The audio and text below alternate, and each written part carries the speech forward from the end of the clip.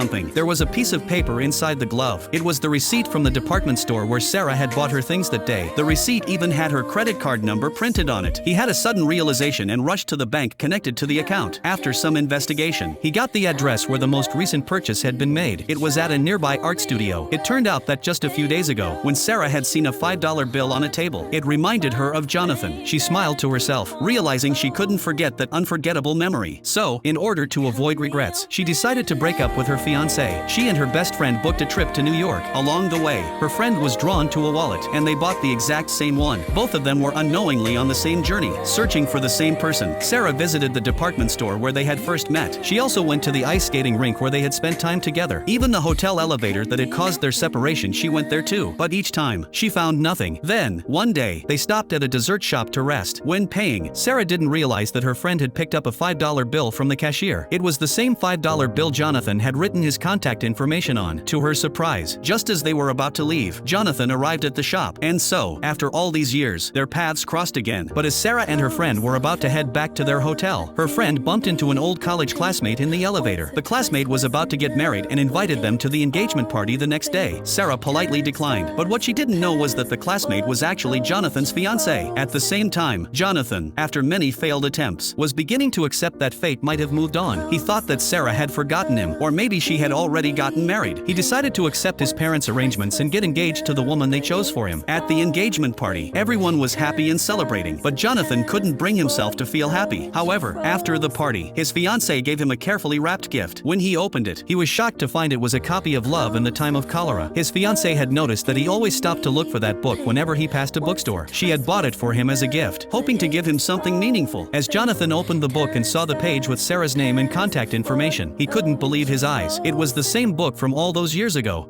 What's wrong? Don't you like it? It's perfect. It's an excellent choice. Finally, he had Sarah's contact information. Excited, he ran out of the house, hopped on a plane, and headed to the city where she lived. But when he arrived, he accidentally uncovered an incredible secret, one that would change his life forever. What happened next? Stay tuned. I'll update you soon with the rest of the story.